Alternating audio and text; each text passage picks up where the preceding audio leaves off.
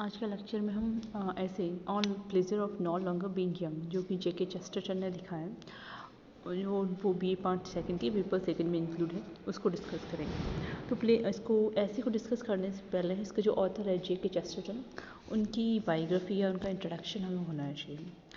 तो जेके चेस्टरटन जिनका life span था 1874 टू 1936।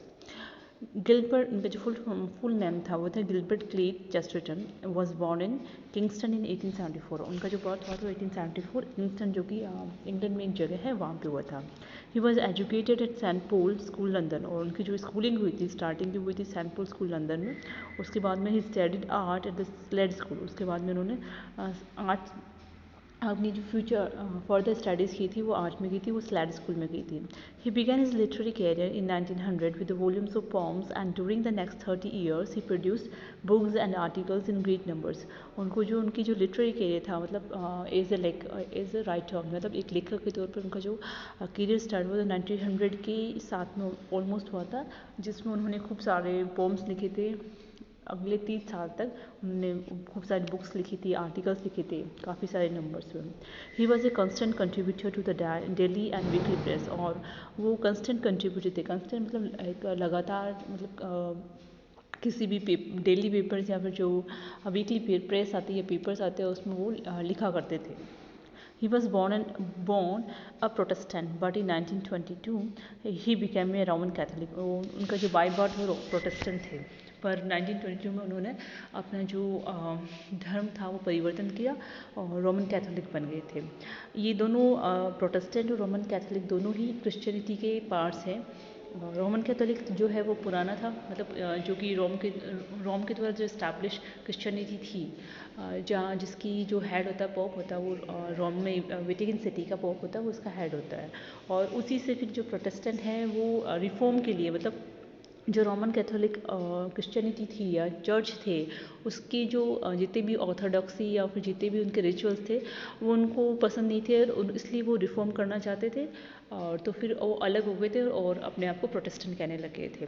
तो जो इसके ऑथर है वो बाय बर्थ प्रोटेस्टेंट थे, पर उन्होंने 1922 में अपना जो धर्म है वो परिवर्तन किया और रोमन कैथोलिक बन गए थे। ही डाइड इन 1936, और उनकी जो मृत्यु थी वो 1936 में हुई थी। Chesterton was essentially journalist genius. वो मतलब स्टार्ट बोलते हैं कि जो उनकी राइटिंग था उसका वो जीनियस थे एज ए जर्नलिस्ट, मतलब एक पत्रकारिता या फिर किसी न्यूज़पेपर में लिखने के लिए एज ए एडिटर, या फिर वीकली अपने कुछ वर्क को पब्लिश करने एज ए जर्नलिस्ट वो ज़्यादा इंपॉर्टेंट थे, या फिर बोल सकते हैं उनका जो वर्क था वो एज ए जर्नलिस्ट निखर के बाहर आता था। But he wrote almost everything, but फिर भी उन्होंने लगभग सभी कुछ लिखा था, या फिर सभी जो जितने भी जॉनर्स होते हैं राइटिंग में, लिटरेचर में, उसमें उन्होंने अपना हाथ आजमाया था। जैसे कि पोएट्री लिखी उन्होंने, एसेस भी लिखे, ड्रामास भी लिखी, स्टोरीज भी लिखी, क्रिटिसिज्म भी लिखा एंड इवन हिस्ट्री भी लिखी।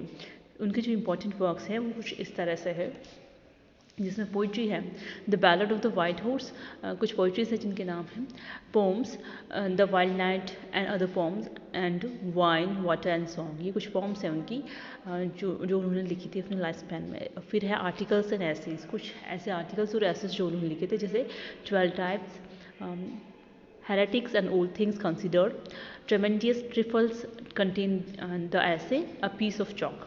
उसके बाद में स्टोरीज उन्होंने लिखी थी कुछ, the club of queer trades, the man who was Thursday, the ball and the cross and the flying game. और कुछ उनके अलावा यानी कि poetry, article, essays and stories के अलावा भी उनको कुछ वर्क लिखा था, जैसे कि कुछ क्रिटिसिज्म लिखा था या कुछ और लिखा था, तो वो है या फिर हिस्ट्री लिखी थी, जैसे a short history of England, the Victorian age in literature, जो कि क्रिटिकल वर्क था, joint but not shown, generally speaking and the Napoleon of Notting Hills. ये कुछ उनके वर्क थे इंपॉर्टेंट, जिसको हमने डिस्कस किया अभी।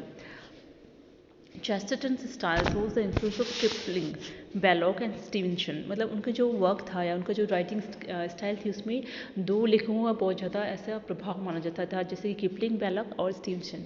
स्टीवेंसन ने सेंटिमेंटल नॉवेल्स लिखना स्टार्ट किया था in different fields and various degrees yet, मतलब जैसे अलग अलग फील्ड्स में, जैसे किसी वर्क में उन पे जो स्टीवेंसन का प्रभाव दिखता था, किसी उनके वर्क में किपलिंग, बेलॉक का प्रभाव दिखता था। He is his own self everywhere, फिर भी वो मतलब इनका इफेक्ट था, बट फिर भी वो उनका जो खुद का स्व जो उनकी थी अनुभूति या उनकी जो खुद की थी लिखने की स्टाइल, वो फिर भी उनमें झलकती थी।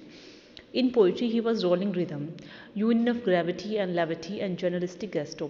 उनकी जो पोइट्री थी उसमें रोलिंग रिदम था, उनमें यूनियन ऑफ ग्रेविटी थी, मतलब एकता था उसमें, जो भी लिखते थे उसमें लेविटी थी। लेविटी इन सेंस की कोई भी जो सीरियस चीज़ होती है उसको एकदम ऐसे मजाक के रूप में प्रेजेंट करना या एकदम हल्के रूप में प्रेजेंट करना। एंड उनमें जो पोइट्री थी उसमें जर्नलिस्टिक गेस्टो था। Chesterton's style has wit, humor, vitality, insight, imaginations and power of giving cosmic importance to trifles। मतलब उनका जो वर्क था उसमें उनकी जो स्टाइल थी राइटिंग में या लिखने में, उनमें विट था, ह्यूमर था, चातुर्य था, विटैलिटी थी, इंसाइट थी, इमेजिनेशन थी, साथ में उनमें एक पावर ऑफ गिविंग थी, मतलब दूसरों को देने की पावर थी।